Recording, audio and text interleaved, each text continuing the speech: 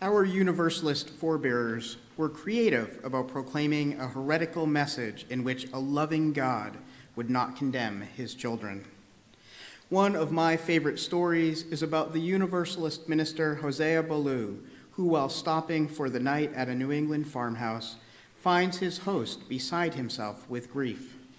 The man's son, you see, was a drunkard and a womanizer, and he, the farmer, was convinced his only child was doomed for eternity. Failing to persuade his host otherwise, Ballou threw up his hands and said, "All right," he said, "let's find a place on the path where your son will be coming home drunk. We'll build a big fire, and when he comes home, we'll grab him and throw him right in." The farmer was shocked. "You must be mad. That's my son, and I love him." Ballou replied, "If you, a human and imperfect father, love your son so much that you would not throw him in the fire, how then can you possibly believe that God would do so?" I imagine that at some level, religious life centuries ago must have been easier than it is in today's world. For our present-day faith is not an easy one to practice. In the good old days, the church provided members with clear do's and don'ts. They explained what behaviors were acceptable and what were not. People could judge their actions by knowing what would get them into heaven, what would put them in purgatory, and what would land them in hell. But our understanding of heaven, hell, damnation, and salvation has changed over the years. We no longer focus on what comes after life, but rather what is happening here and now. In the words of Martin Luther King Jr., salvation isn't reaching the destination of absolute mortality, it's being in the process and on the right road. We recognize that to be saved today means to be living in harmony with the divine, to celebrate the pluralism of our world, to be making spaces for all life to flourish, putting an end to unnecessary violence, death, and destruction, to recognizing our impact on the planet and doing what we can to minimize that impact so that others may live. To be saved today is to recognize the pains of our world, hold them in our hearts, and make changes. To be saved today is to celebrate the complexity of life for all that it is and constantly be making room for more complexity. Our faith is not an easy one to practice because it demands of us that we be in constant awareness and dialogue with the present world. Our faith does not give us the luxury of sitting on our haunches while other lives are snuffed out.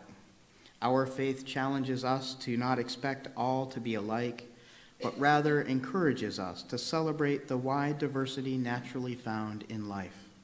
It forces us to question time and again the roles we play in life, never choosing a better life after death over present moments. Our faith reminds us that salvation happens now, not later.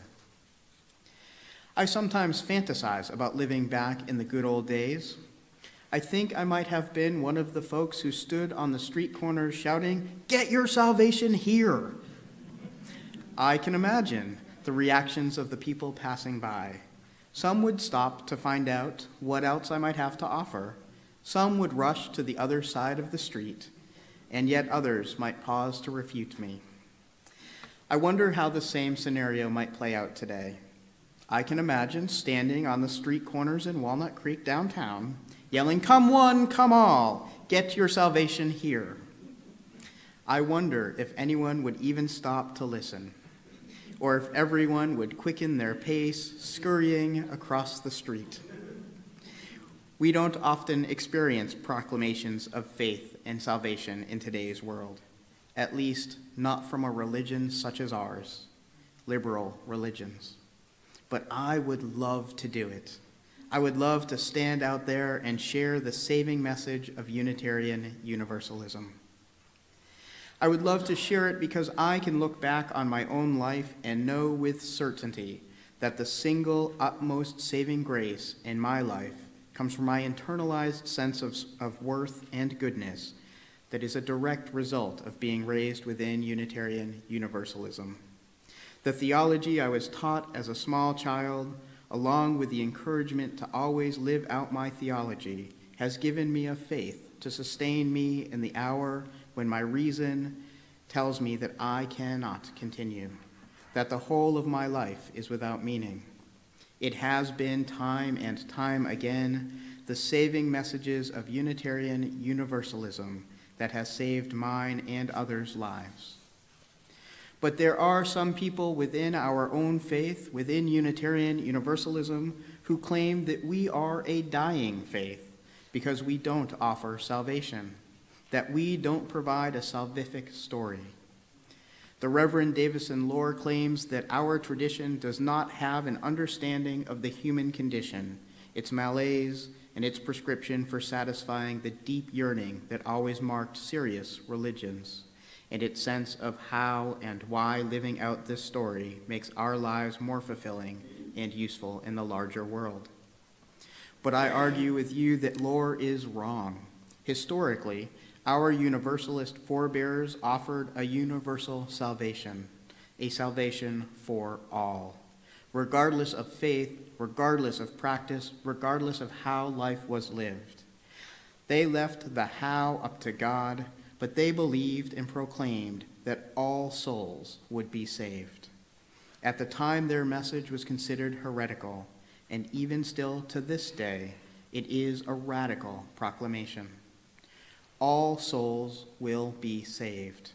Not some, not a chosen few, but all souls. As Unitarian Universalist minister, Reverend Rob Hardy's the senior minister of All Souls Church in Washington, D.C., points out, you don't often see a church called Some Souls.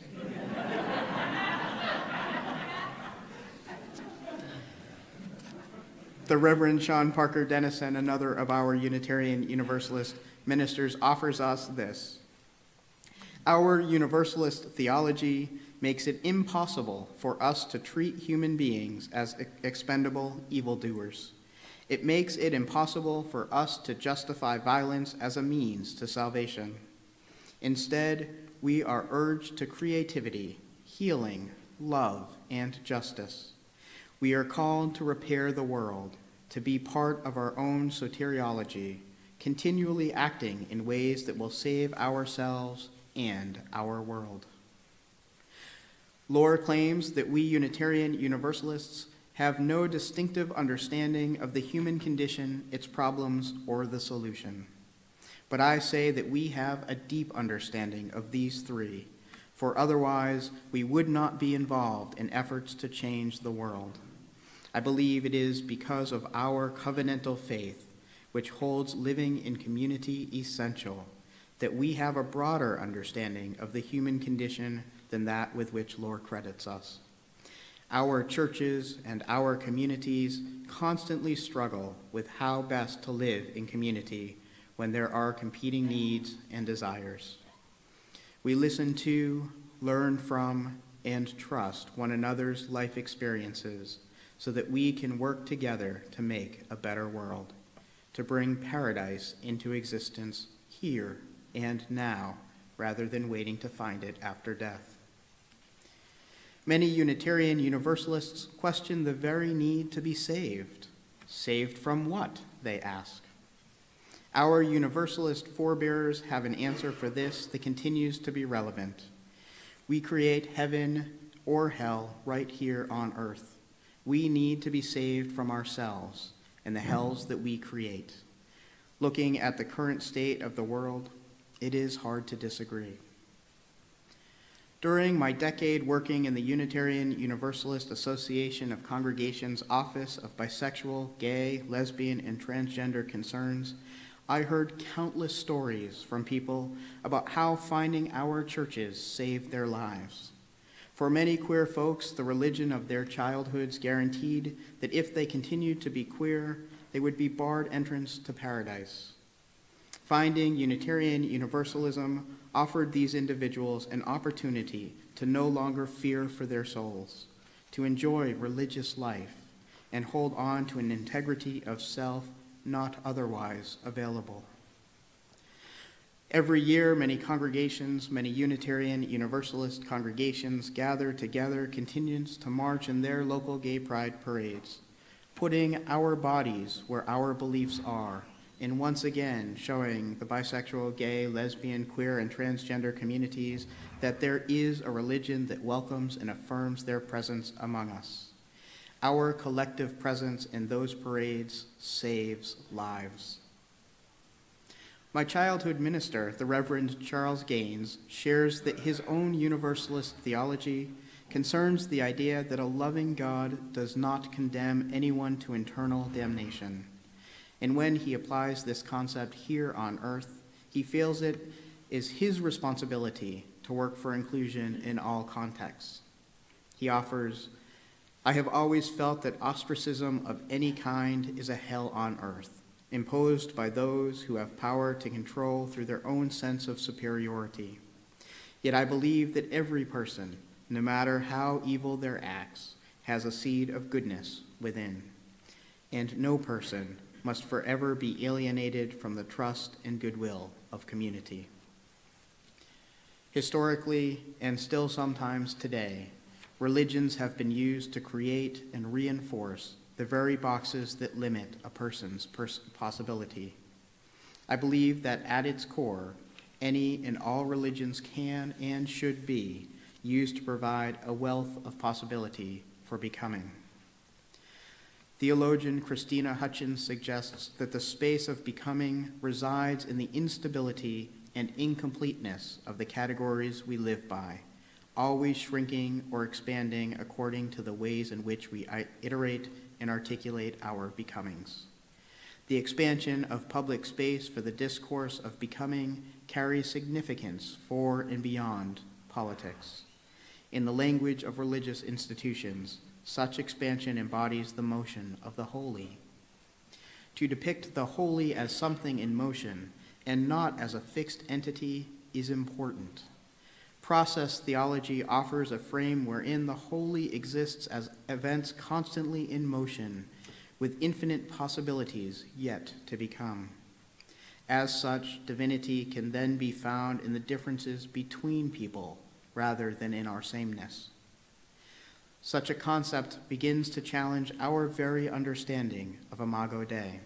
That is to say, that if our image of God shifts from a static image to a dynamic image, one that is always becoming, then I believe we can begin to embrace difference as part of the holiness of life, rather than view difference as a threat to life, or what is considered sacred. The biological, physical, and metaphysical world teaches us that life is pluralistic. From microorganisms through to the stars and beyond, difference is in abundance. The boundaries that separate these differences are porous, not closed. Yet we mere human beings continue to attempt to treat differences between us as threats to fixed boundaries rather than examples of that which is holy. One of the greatest strengths of Unitarian Universalism is that it offers us an image of life that is in motion and is pluralistic.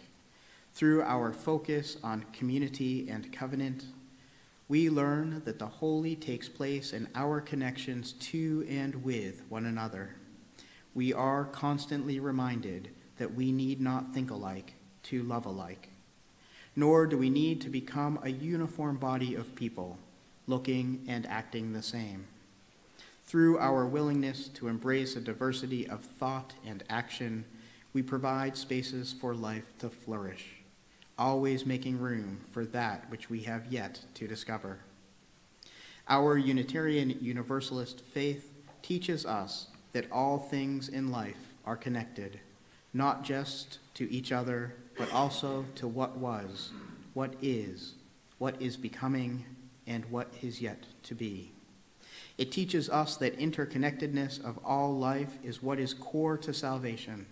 When we forget these connections, we create our own hells. When we recognize and celebrate our connections to one another and to what is holy, we create paradise here and now.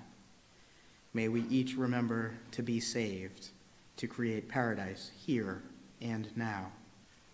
May it be so, and may we be the ones to make it so. Amen.